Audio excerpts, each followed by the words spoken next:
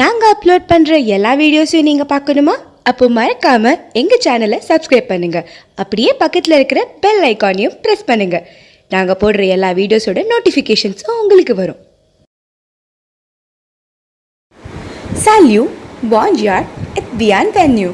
Hi, hello and welcome. Last வீடியோவில் நம்ம grammar part கொஞ்சம் அண்ட் எக்ஸசைசஸ் கொஞ்சமும் பார்த்தோம். இந்த வீடியோவில் நம்ம மிச்ச எக்ஸசைஸை பார்க்க போகிறோம். லாஸ்ட் வீடியோவில் செகண்ட் எக்ஸசைஸ் வரைக்கும் பார்த்துருந்தோம். ஸோ இந்த வீடியோவில் தேர்ட் எக்ஸசைஸ்லேருந்து கண்டினியூ பண்ணலாம். தேர்ட் எக்ஸசைஸ், எக்ஸ்பிரிமே சேக்க ou ferier s'il faisait beau ou s'il faisait mauvais demain. Express what you would do if it was a good or bad day tomorrow. So நாளைக்கு வந்து good டேவா bad டேவா இருந்தால் என்ன பண்ணுவேன் அப்படின்றத நம்ம express பண்ணணும். That is C plus condition நம்ம பார்த்தோம்ல, that is if plus condition. So அதுதான் இங்கே, அதுக்கு தான் நம்ம வந்து சென்டென்ஸ் கம்ப்ளீட் பண்ணணும். அது வந்து அந்த வேர்பை வந்துட்டு நம்ம கண்டிஷ்னல் ப்ரெசன்ட் ஃபார்மில் வந்துட்டு நம்ம கம்ப்ளீட் பண்ணணும். இப்போ பாருங்கள், first one, s'il faisait beau, je regardais la télévision, travailleur dans le jardin. இந்த சென்டென்ஸை வந்து நம்ம கம்ப்ளீட் பண்ணணும். s'il faisait beau, je ne regarderais pas la télévision, je travaillerais dans le jardin. If the weather was fine, the weather was nice, I wouldn't watch TV, I would work in the garden. அதாவது இதில் என்ன பண்ணணும் அப்படின்னா, first வரதை வந்து நப்பா போட்டுக்கணும், second வரதை வந்து பண்ணுவேன். அதாவது ஃபர்ஸ்ட் ஒன் ரிகார்டேல டெலிவிஷன் வந்து பண்ண மாட்டேன், ட்ரவேலர் டான்ஸில் ஜார்டன் பண்ணுவேன். அதாவது நாளைக்கு கிளைமேட் நல்லா இருந்துச்சுன்னா நான் டிவி பார்க்காம கார்டனில் ஒர்க் பண்ணுவேன். ஸோ இதே ஃபார்மேட்டில் தான் வந்து எல்லாத்துக்குமே வரும். ஏன்னா எக்ஸாம்பிள் அப்படி தான் கொடுத்துருக்காங்க. ஸோ அதனால நம்ம எக்ஸாம்பிளுக்கு ஏற்ற மாதிரி தான் இதை வந்து கம்ப்ளீட் பண்ணணும். ஸோ அதனால அப்படி தான் பண்ணணும். ஸோ பார்த்தீங்கன்னா, s'il faisait beau, je ne regarderais pas la télévision, je travaillerais dans le jardin. If the weather was nice, I wouldn't watch TV, I would work in the garden. So regarderais, travaillerais எல்லாமே வந்துட்டு conditional ப்ரெசண்ட்டோட ஃபார்மில் தான் அந்த வேர்ப்ஸ்லாம் வந்திருக்கு, பார்த்தீங்களா? So வந்துட்டு ரிகார்டரே, அதாவது conditional present எப்படி வரும் அப்படின்னு உங்களுக்கு ஞாபகம் இருக்கும்னு நினைக்கிறேன். ஃபஸ்ட்டு வந்து ஃப்யூச்சருக்கு வர அதோட ஃபர்ஸ்ட் பார்ட் ப்ளஸ் ஆம்பர்ஃபைத்துக்கு வர அதோட எண்டிங்கை ஆட் பண்ணால் அதுதான் நமக்கு வந்து கண்டிஷனல் ப்ரெசென்ட் ஃபார்மேட்டை கொடுக்கும். ஞாபகம் இருக்குல்ல? ஸோ அப்படி தான் வந்து எல்லா வேர்ப்ஸையும் நம்ம வந்து ஃபார்ம் பண்ணி கண்டுபிடிச்சிருக்கோம் இல்லையா? ஸோ நெக்ஸ்ட் செகண்ட் ஒன் பாருங்கள். s'il faisait beau, je lirais un roman, jouer au tennis. s'il faisait beau, je ne lirais pas un roman, je jouerais au tennis. if the weather was nice, I wouldn't read a novel, I would play tennis. ஜென்ரலாகவே நமக்கு weather நல்லா இருக்குது அப்படின்னா நம்ம வந்து உட்காந்து book படிக்க மாட்டோம், போய் விளையாடுவோம் இல்லையா? ஸோ அதான் அவன் சொல்கிறேன், வெதர் நல்லா இருந்தால் நான் புக் படிக்க மாட்டேன், போய் விளையாடுவேன். s'il faisait mauvais temps, tu descends dans la ville, finir des devoirs. s'il faisait mauvais temps, tu ne descendrais pas dans la ville, tu finirais les devoirs. if the weather was bad, you wouldn't come down to town, you would finish your homework. Weather நல்லா இல்லை, ஒழுங்காக இல்லை அப்படின்னா டவுனுக்கு வரக்கூடாது, நீ வந்து ஹோம்ஒர்க்கை முடிக்கணும் அப்படி, ஓகேவா? Next fourth one, s'il faisait mauvais temps, vous ne marcheriez pas dans le parc, vous rangeriez votre chambre. if the weather was bad, you wouldn't walk in the park, you would tidy up your room. நாளைக்கு weather நல்லா இல்லைன்னா நீ walking போகக்கூடாது, உன் ரூமை clean பண்ணணும். s'il faisait mauvais temps, nous ne sortirions pas de la maison, nous nettorions le tapis. if the weather was bad, we would not go out of the house, we would clean the carpet. நாளைக்கு இந்த weather நல்லா இல்லைன்னா, பேடாக இருந்துச்சுன்னா நம்ம வெளில போக மாட்டோம், வீட்லேயே கார்பெட்டை க்ளீன் பண்ணுவோம். ஓகேவா? ஸோ வெதர் நல்லா இருக்கா இல்லையா, நல்லா இருந்தால் இதை பண்ணாமல் இதை பண்ணுவோம், நல்லா இல்லைன்னா இதை பண்ணாமல் இதை பண்ணுவோம். இப்படி தான் இது வந்து கொடுத்துருக்கு. ஸோ இந்த தேர்ட் எக்ஸசைஸ் எல்லாருக்கும் புரிஞ்சிருக்கும்னு நினைக்கிறேன். நம்ம நெக்ஸ்ட்டுக்கு போகலாம். இதில் வந்து ஆன்சர்ஸ் நான் பிளாக்ல ஹைலைட் பண்ணியிருக்கேன், நோட் பண்ணிக்கோ. Fourth one, mettez les verbs au conditionnel et à la forme négative. Put the verbs in the conditional and in the negative form. So நம்ம வந்து கண்டிஷ்னலாகவும் ப்ளஸ் நெகட்டிவ் ஃபார்மேட்லேயும் அந்த வேர்ப்ஸை வந்துட்டு போடணும். ஸோ இதில் வந்து ஒன்றும் பிரச்சனை இல்லை, அவங்க ஆல்ரெடி வெறும் ஃபில்அப் மாதிரி வெறும் பிளாங்க் தான் கொடுத்துருக்காங்க இல்லையா. ஸோ ஆல்ரெடி நான்ப்பா அவங்களே கொடுத்துட்டாங்க, நமக்கு வேலை கம்மி. ஸோ அந்த பிளாங்கில் நெகட்டிவ் அந்த கொடுத்துருக்கிற வேர்பை வந்து கண்டிஷ்னல் ஃபார்மில் எழுதணும். கண்டிஷ்னல் எப்படின்னு தெரியும் ஆல்ரெடி, ஃப்யூச்சரோட ஃப்ரெண்ட் ப்ளஸ் ஆம்பர்ஃபெக்டோட பேக், அவ்வளோதான். ஸோ ஃபர்ஸ்ட் ஒன், தூனே பார்த்து ஜிராய் பா ல responsibility, you would not share the responsibility. Je pesserai pas le pour et le contre. I would not weigh the pros and cons. Nous nécessariez de la convaincre. We would not try to convince him. Vous ne lui achèteriez pas ce cadeau. You would not buy this gift from him. Il ne emmènait pas son ami au café. He would not take his friend to the café. ஓகேவா, இதுவும் வந்து easy தானே, ஒன்றுமே இல்லை, வெறும் அந்த பிளாங்க்கில் வந்துட்டு அந்த வேர்பை கண்டிஷ்னல் ப்ரெசன்ட் ஃபார்மேட்டில் எழுதணும், அவ்வளோதான். கண்டிஷ்னல் ஃபார்மேட் ப்ரெசென்ட்டில் வந்துட்டு அந்த பர்டிகுலர் சப்ஜெக்ட் என்ன அப்படின்றத பார்த்துட்டு அதுக்கேற்ற மாதிரி கண்டிஷ்னல் ஃபார்மேட்டில் ஆம்பர்ஃபெக்டோட எண்டிங்கை போட்டு எழுதணும், அவ்வளோதான். இதுலேயும் உங்களுக்கு ஆன்சர்ஸ் நான் வந்து பிளாக்ல கொடுத்துருக்கேன், ஸோ நோட் பண்ணிக்கோங்க. நம்ம 5th எக்ஸசைஸ்க்கு போகலாம். 5th எக்ஸசைஸ், மெத்தேல வேர்ப்ஸ் ஓ conditional, put the verbs in conditional. பப்பா இந்த கண்டிஷ்னல் எவ்வளோ எக்ஸசைஸ் இதே வருது, இதுவும் அதே தான். அந்த பிளாங்க்ல வந்து கண்டிஷ்னல் வேர்பை வந்து போடணும், அவ்வளோதான். Si vous partiez à 5 heures du matin, vous arriveriez à la heure. If you left at 5 in the morning, you would arrive on time. நீ 5 மணிக்கு கிளம்பினேன்னா நீ டைமுக்கு வந்துடுவ. அறிவரியே, ஸோ இது வந்து வூ வந்திருக்கிறதுனால IEZ எண்டிங் போட்டு வருதிங்க. S'il pleuvait, nous ne sortirons pas. If it rained, we wouldn't go out. மழை பெஞ்சா நம்ம வெளில போக மாட்டோம். Si je gagnais à la loterie, je achèterais un palais à Jaipur. If I won the lottery, I will buy a palace in Jaipur. நான் இந்த லாட்ரியை ஜெயிச்சேன்னா ஜெய்ப்பூர் பேலஸையே வாங்கிடுவேன். Si mon réveil ne sonnait pas, je serai en retard. If my alarm clock does not ring, I will be late. என் alarm clock அடிக்கலைன்னா நான் லேட்டாக இருப்பேன். Si on volait ton portefeuille, tu porterais plainte. If your wallet was stolen, you would file a complaint. உன் wallet தொலைஞ்சிருச்சுன்னா போய் complaint கொடு, ஓகேவா. So இதுலேயும் வந்துட்டு நான் ஆன்சர்ஸ் எல்லாத்தையும் வந்து பிளாக்ல கொடுத்துருக்கேன். இதுவும் அதே கண்டிஷ்னல் தான், ஸோ எந்த பெருசாக எந்த டவுட்டும் இருக்காது அப்படின்னு நினைக்கிறேன். ஸோ நம்ம அடுத்த எக்ஸசைஸ்க்கு போகலாம். 6th one, exprimer c'est que ce person's variant dans les circumstances you want. State what these people would do in following circumstances. அதாவது அடுத்து எப்படின்னு பார்த்தீங்கன்னா, அவங்க வந்துட்டு சப்ஜெக்டை வந்து வெளில கொடுத்துருக்காங்க, அதுக்கப்புறம் ஒரு பர்டிகுலர் சர்க்கம்ஸ்டான்சஸை கொடுத்துருக்காங்க. ஸோ நம்ம வந்து சென்டென்ஸை வந்து கம்ப்ளீட் பண்ணுவோம். இங்கேயும் அதே மாதிரி தான்.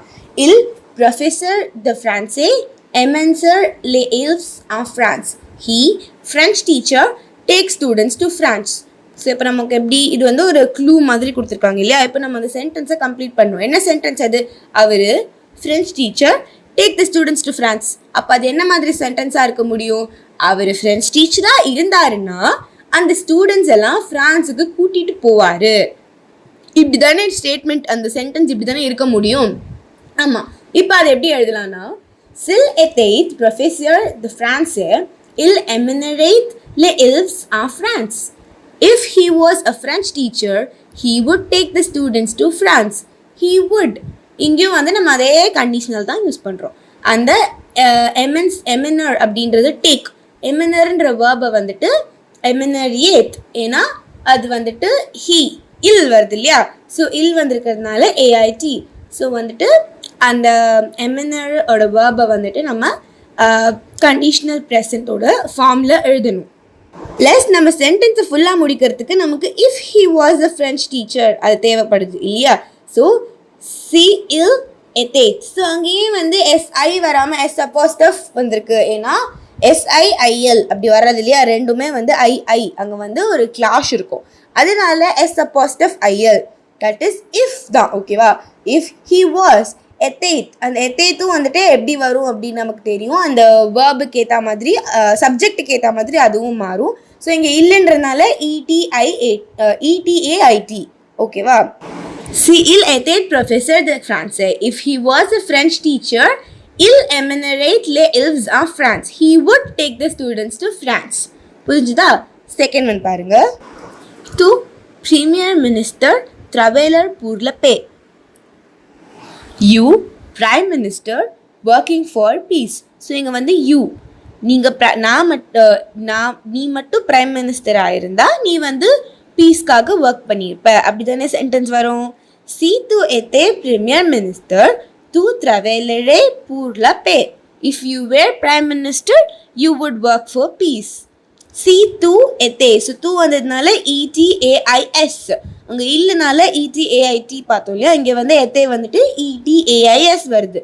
Si tu étais Premier Minister, if you were Prime Minister, tu travaillerais, so tu வந்திருக்கிறதுனால AIS, ஆம்பர்ஃபைத்தோட எண்டிங் AIS ட்ராவலரோட வந்து இங்கே வந்து இது கண்டிஷனல் ப்ரெசன்ட் ஃபார்மேட்டில் வந்திருக்கு.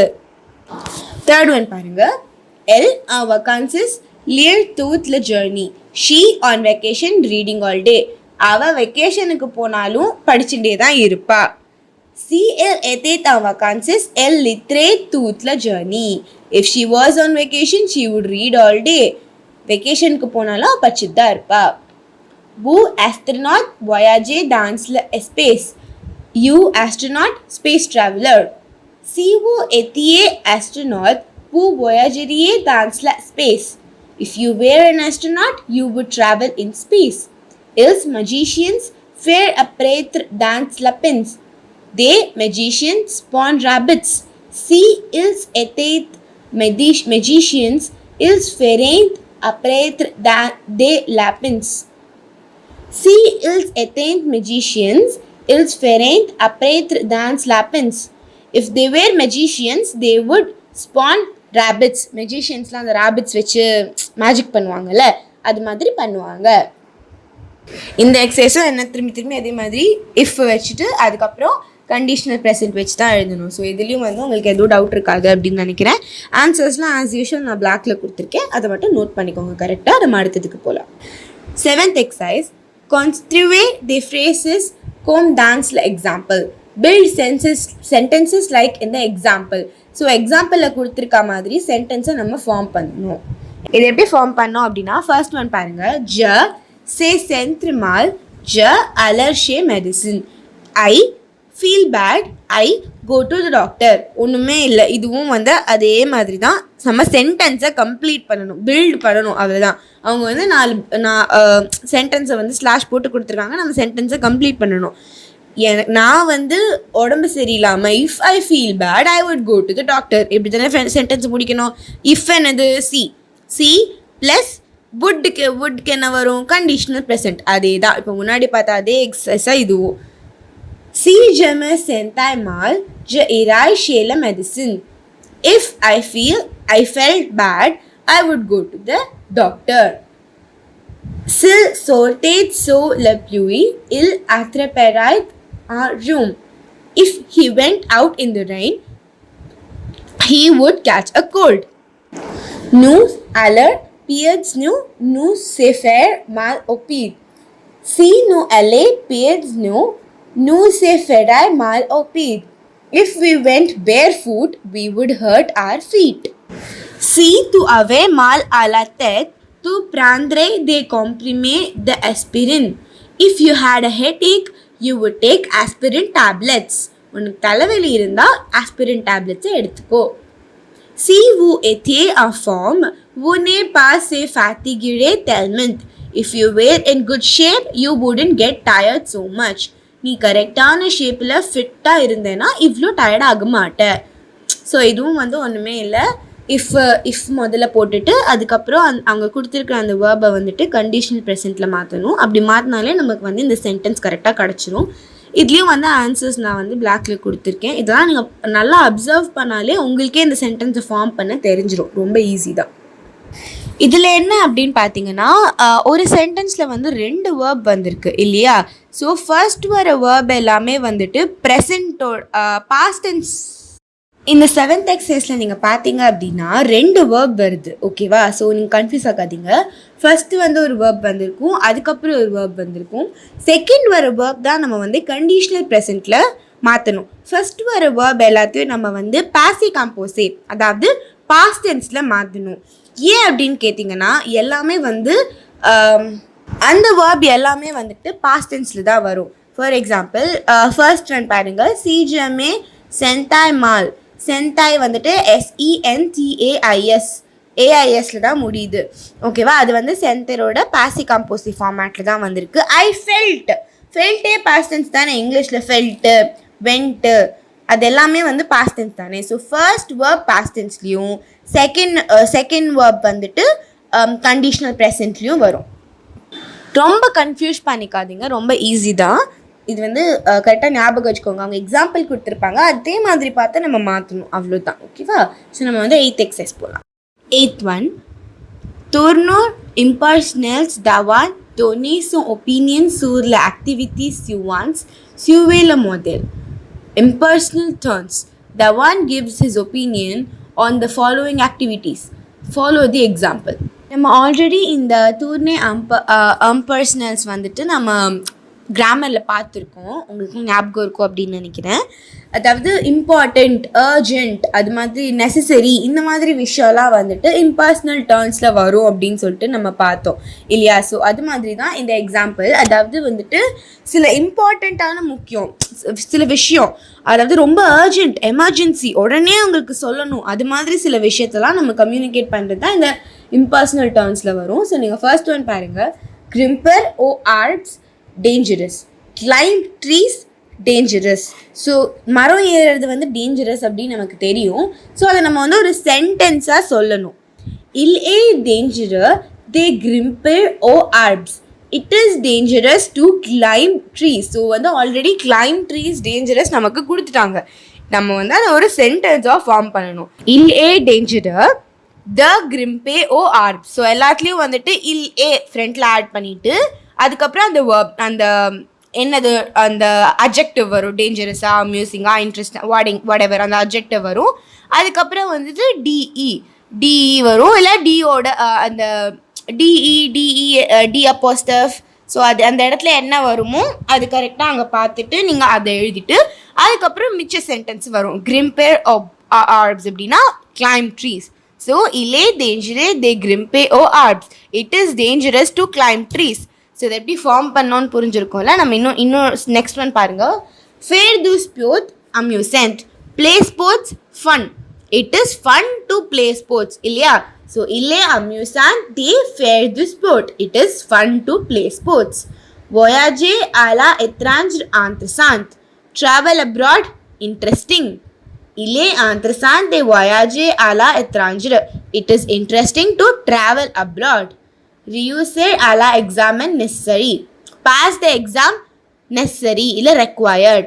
Il est nécessaire de réussir à l'exam, it is necessary to pass the exam. எக்ஸாமை பாஸ் பண்ணுறது ரொம்ப இம்பார்ட்டண்ட்.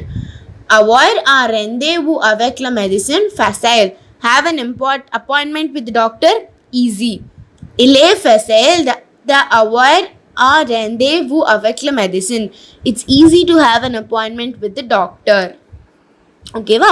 ஸோ இதுலேயும் வந்துட்டு நான் கரெக்டான சென்டென்ஸை பிளாக்ல கொடுத்துருக்கேன், அதை மட்டும் கரெக்டாக நோட் பண்ணிக்கோங்க. நம்ம 9th எக்ஸசைஸ்க்கு போகலாம். remplacer les mots soulignés par un pronoun, replace the underlined words with a pronoun. So வந்துட்டு நம்ம ஆல்ரெடி ப்ரோனவுன் என்னென்ன அப்படின்னு சொல்லி நம்ம பார்த்துருக்கோம், 11th ஸ்டாண்டர்ட்லேயே பார்த்துருக்கோம் ப்ரோனவுன் வந்து என்னென்ன அப்படின்னு சொல்லிட்டு.